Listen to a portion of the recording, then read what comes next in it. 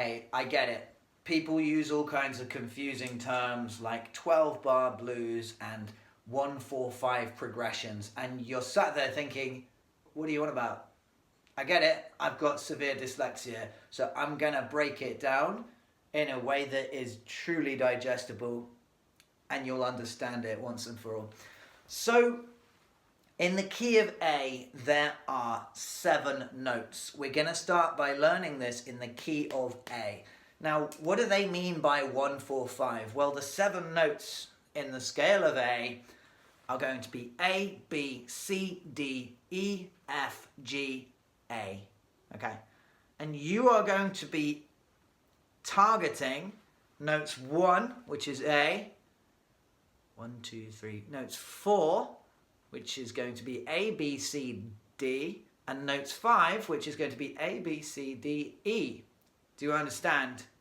So in that range of 7 notes, from A to A, you're going to be hitting 1, you're going to be hitting 4, and you're going to be hitting 5.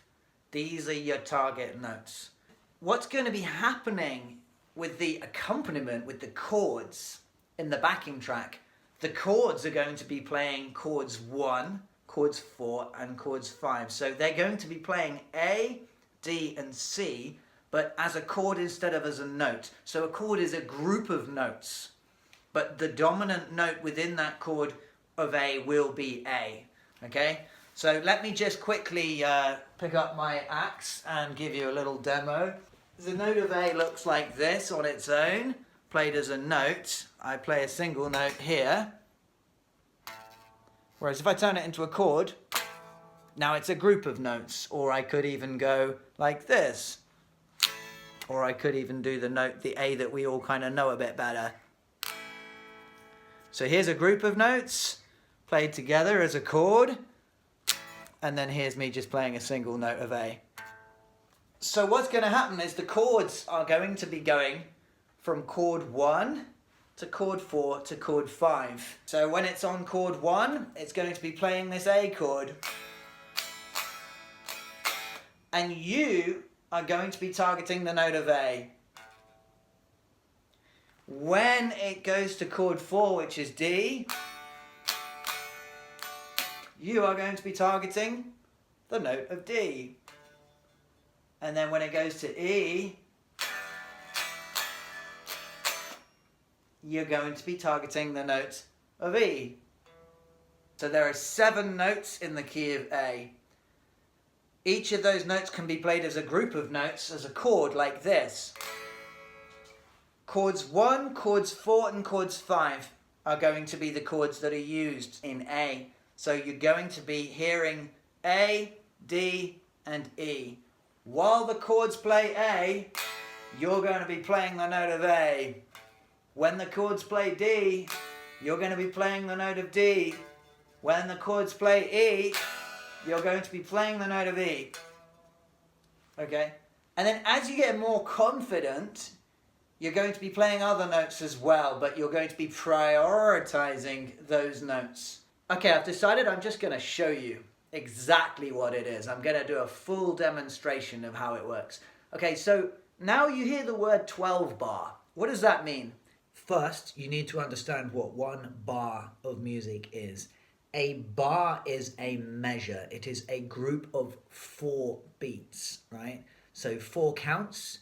You could be tapping your foot whilst you're listening. So listen to a piece of music and start tapping your foot. Allow your foot to naturally tap. And you'll notice that it's tapping in groups of 4. 1, 2, 3, 4. It's always loud on beat 1. That's where the emphasis comes, the pulse comes. And that's how you know where you are within the group of 4. That's what a bar of music is. It's a group of 4 beats.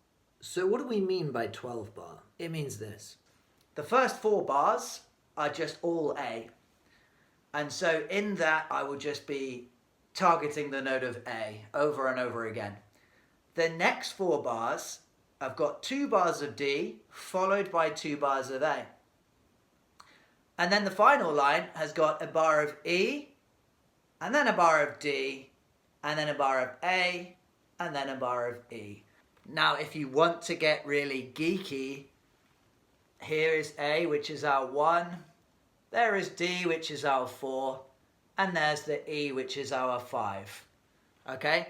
Now, I'm actually going to start the track and show you the chords as they go. So, I don't know if you can see this screen here, but on this backing track, which I keep using, and it's linked in the description, if you have the screen going, it actually highlights which chord is playing on the screen. So make sure you can see the screen while you're playing so you know which chord it is that is going and you know which notes to target. But I'm going to first of all point to them on here. Okay, ready?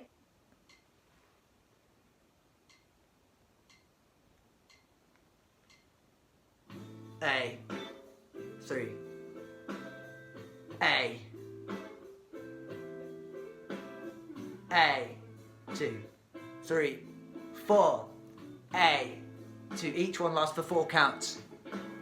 D, 2, 3, 4.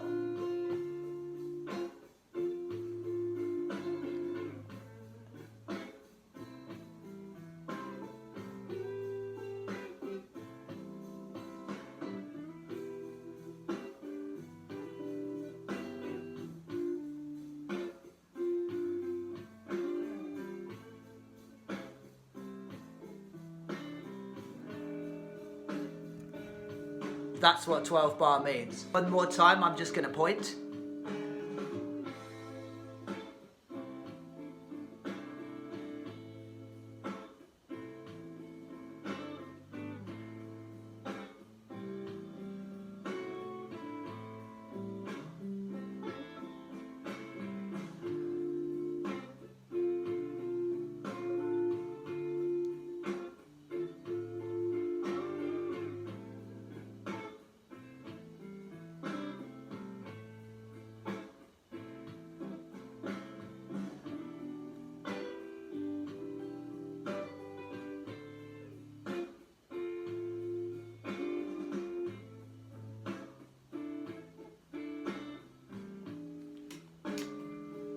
Now I'm going to play my scale, which is the minor pentatonic, and I will put that in here.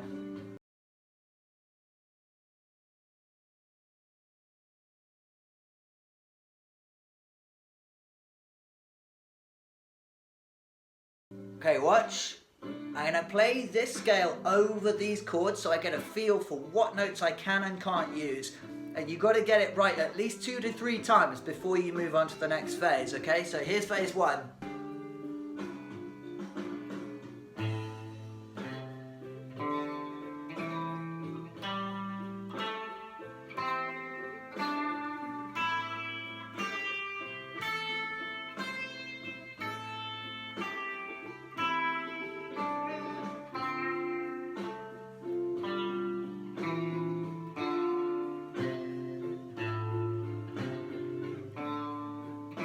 Loop it over at least 2 or 3 times.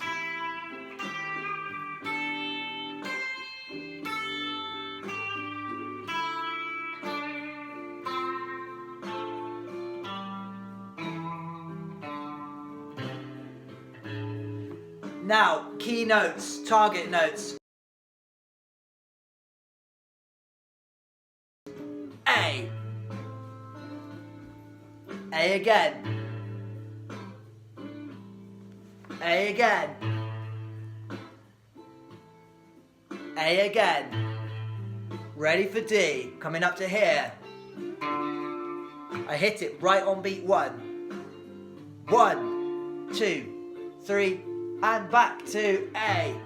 2, 3, 4. A again. 2, 3, 4. E. 2, 3, 4. D. 2, 3, 4. And to A. 2, 3. And back to E. Okay, keep doing that until that becomes easy. And I'm going to do a different A now.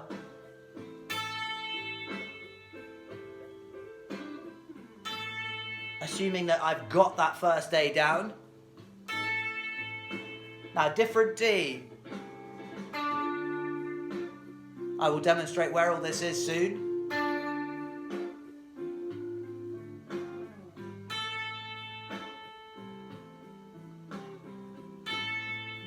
Okay, now a different E.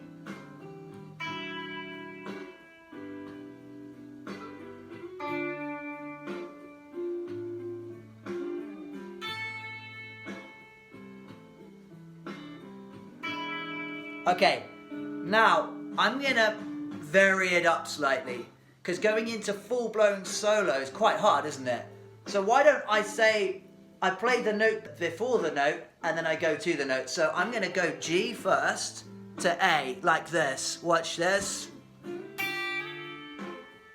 So I slid, which means I play G on fret 3 of the thinnest string and I slide up to this A. Okay. Now I can also get from G to A like this, going from fret 5 to fret 7 on the 4th string. Watch.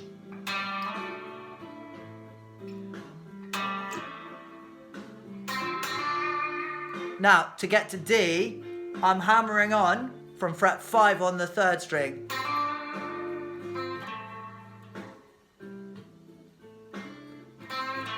And also I went from this fret 5 on the 3rd string to the fret 7 on the 4th string. Okay?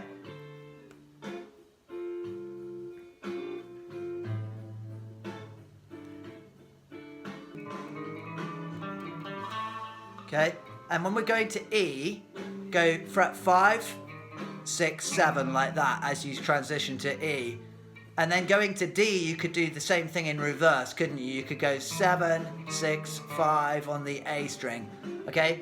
These are ways that you can get a bit more creative, but within still having a bit of a structure. Now, let's look at what would happen if we go from the note above to the note. So with A, we could go, say, fret 8 on the thinnest string, play it, and then pull off, so you're back onto A. And then you could also do this. Double stops where I'm flattening my finger across fret 5 on strings 1 and 2 and striking them both together. Now another thing is this. So you flatten your finger across strings 2 and 3 together and strike them both at the same time on fret 5. But then go back to this A on fret 7. Okay?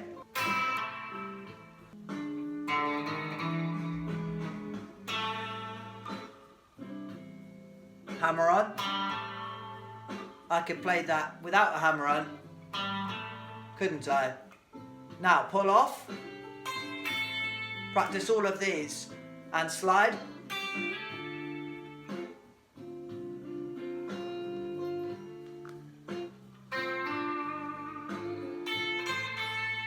Now I went 5, 8, 5 on the thinnest string. I could pluck it, or I could hammer on and pull off. Okay, so those are some ideas of things you could do if you're stuck and you're not sure what to do. But eventually you're going to have to allow inspiration to strike now and just get going.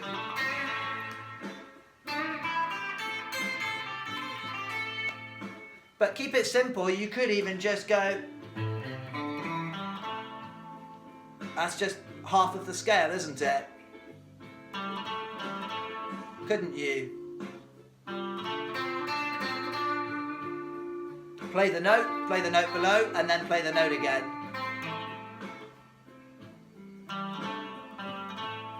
See what I'm doing?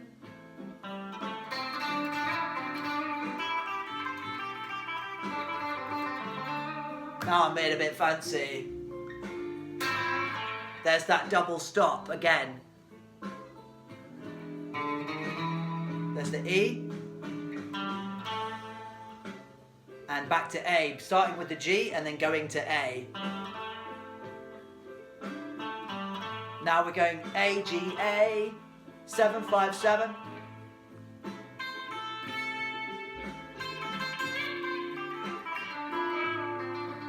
Try and stay in this minor pentatonic box so you're not getting lost just yet, for now, until we're a bit more advanced.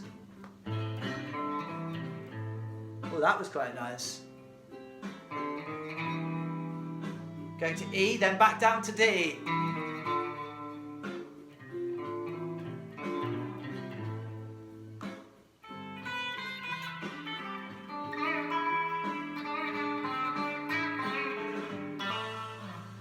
That's it.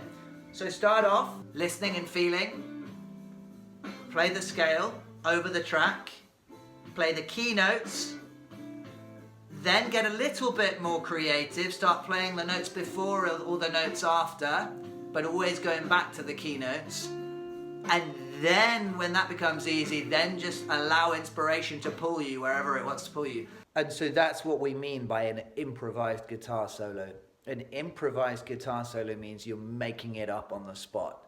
You've ditched the script now. So I've given you a couple of ideas that you can throw into your improvisation, or things that you can use to get started. Some of those riffs, the da da da da or the dee doo, could be the beginning, or the da do do do do do could be the notes that you start to springboard you into the improvisation.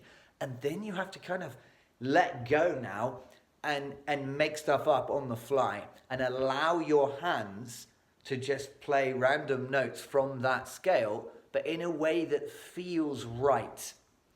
And if it feels right, that probably means that you are prioritizing the keynotes. You're working around the keynotes. So you've got to really feel the music, hear the music, and see which way the music is pulling you to go, and then play the notes that your hand wants to play because you're listening carefully to the music. Does that make sense? Improvise. You freestyle now. You make up random stuff on the fly. If you get stuck, always go back to just feeling, and then go back to the key notes again, and then get a little bit more creative. And if it gets too hard, always just go back to those root notes. So imagine I got stuck now, back to here.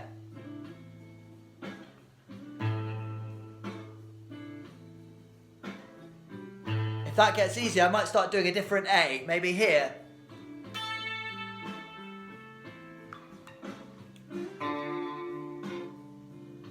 I could start using a different key note. If that's easy. If it's not, stick to these ones here, which are the easy ones here, up on this part of the guitar. E, D. Okay, so we always go back to those root notes if we get lost, so we know where we are again. So I'm going to go into detail in hammer-ons, pull-offs and slides, because not everybody will know what those things mean. So take a look at these two notes here. It's going from fret 5 up to fret 8 on the thinnest string. That loop there means the notes are slurred, so it's only played once with the right hand, but the left hand is playing 2 notes. Okay? So what's happening here, when it's going from 5 to 8, and you see that little H above it, that means it's a hammer-on. So I strike on fret 5, and then I hammer on with my right hand. Okay? And so imagine there's a piece of elastic pulling this finger here. So as I pluck here, this piece of elastic is pulling the very tip of the finger into the string on fret 8 like this. So watch. I strike once with my right hand on fret 5, and then I'm going to hammer on with my little finger. Take a look. That's it. So again, imagine the elastic is pulling the tip of this finger, so it hammers into the string like this, pressing it down. And again, watch, I strike on 5, hammer onto 8. So that is a hammer-on. Generally, if you see there's a lower note that is tied to a higher note, it's gonna be a hammer-on 9 out of 10 times. And then we have the opposite, which is called a pull-off. So the pull-off means that I would strike the note on the 8th fret here, okay, and then pull it off onto the 5th fret. So what has to happen is, take a good look again, 8 to 5, but all in one strike. So this index finger has to already be placed on fret 5 whilst I'm striking fret 8. Does that make sense? Look, so the index finger's already loaded up on fret 5 while I play this fret 8 here, and then I pull this finger away. As I pull this 8 away, it does gently strike the string with this left hand finger, like that, okay? But be sure to strike clearly with the right hand first, and then pull with the left hand. So that's what a pull-off is. You're pulling the finger off so that it gently clips the string, which sounds the note of 5. Watch one more time. So we're going this one here from 8 to 5. 8 that is looped to 5. I strike with this right hand and then I pull with this left hand. And again, let's look. That is a pull off. So now we've got slides here. Now, we know it's a slide because you've got this line going in a 45-degree angles. This line going upwards from a lower number to a higher number means that you're sliding from fret 5 to fret 8. Okay? So the sliding vertical line here is telling you that you're going from a lower note up to a higher note. And then we've got the loop as well here, which tells us that the note is slurred. So you're sliding from a lower note to a higher note, but that it's slurred, which means you only strike it once. Have a look. 5 to 8. And now we have the reverse, sliding from 8 to 5. So what you notice here is that that line here is going in a downward motion. And of course you've got a higher note going to a lower note. So that means that you are striking on fret 8 here and sliding down to fret 5. Look again. And look at both hands. And so you know that in the key of A, using the minor pentatonic in the A blues,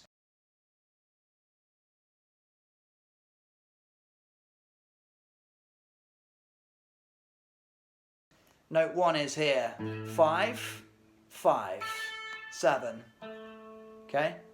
Note 4 is going to be D, so A, B, C, D, right? You're just counting on your fingers across the scale. Obviously in the pentatonic scale there's only 5 notes, so just ignore that scale. So between A, we're going to count for A, B, C, D. Okay, so we know that A is here. D is going to be here. Now it has to be the note of D within the pentatonic scale so that we're not going all over the place, because that's when it gets confusing. It's here on fret 5, string 5. It's also on fret 7 of string 3.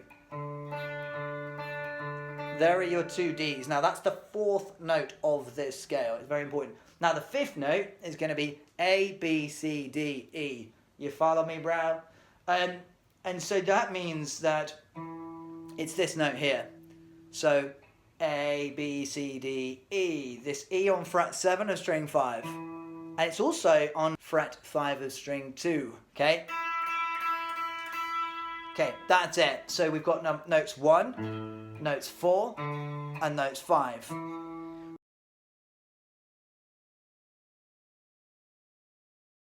If everything I've spoken about so far was not very, very easy to understand and very, very easy to do, please stop here and don't watch the next section.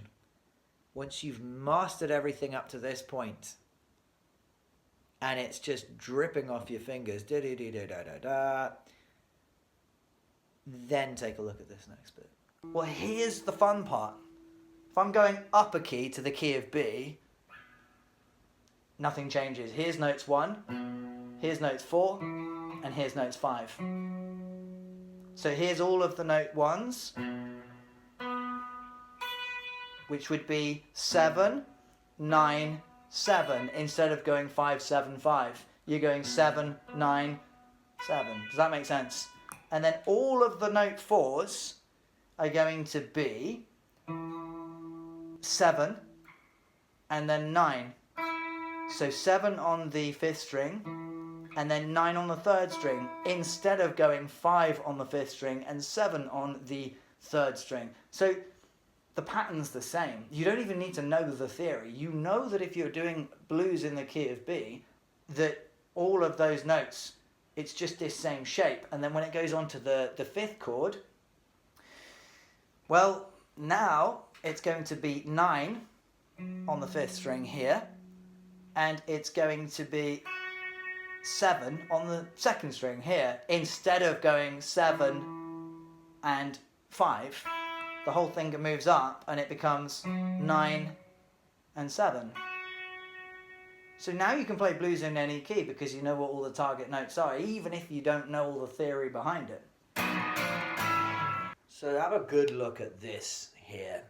I've got it on my little whiteboard. I hope you can see it. So the little numbers here are the strings. So obviously this little 6 means it's the 6th string up here. That 4 means you're playing the 7 on the 4th string. That 1 means you're playing fret 5 on the 1st string, which is the thinnest string here. And so these are the numbers of the chords. So chord 1 in A blues is going to be A, and here's all the A's. Chord 4 is going to be D, and here's all the D's. Chord 5 is going to be E, and here's all the E's, okay? So 1, 2, 3, 4, 5, there's E. Here's 4, and there's 1. A being 1, D being 4, E being 5. You can see I've written all the numbers here. So there's A, number 1. Here's number 4. And here's the E, number 5. I'm here in A. Now, if I was to move up to B, for example, so instead of 5, I'm going up to 7. Everything just goes 2 numbers higher.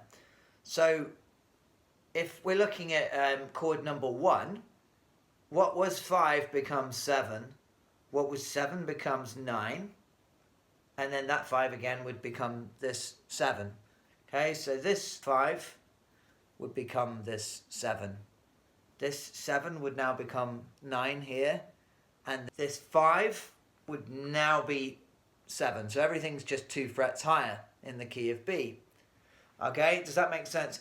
Now, what if I was to move it down? So instead of on A now, we move it down to G, which is fret 3. Okay? So everything's now 2 frets lower. Does that make sense?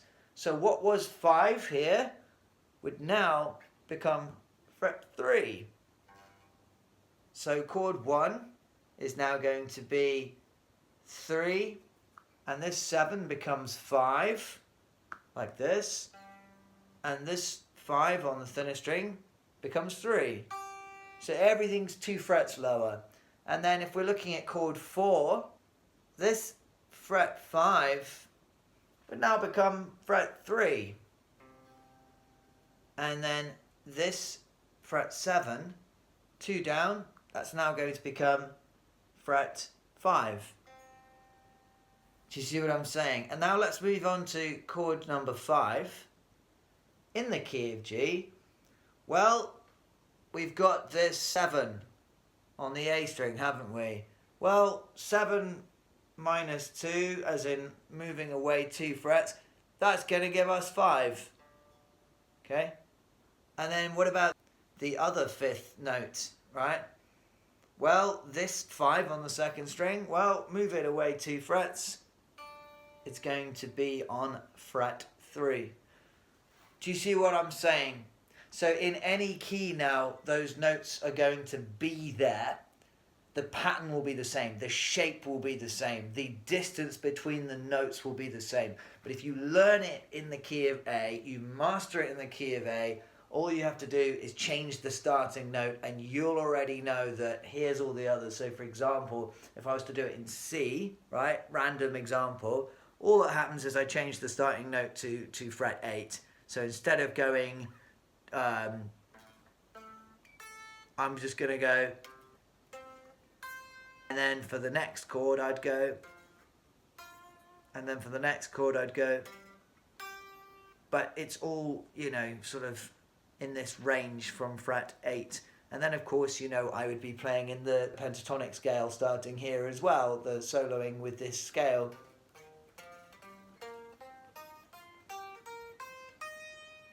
Okay, so you learn the shapes, master it in the key of A, which is on fret 5, and all you do then is change your starting note and you know where everything is.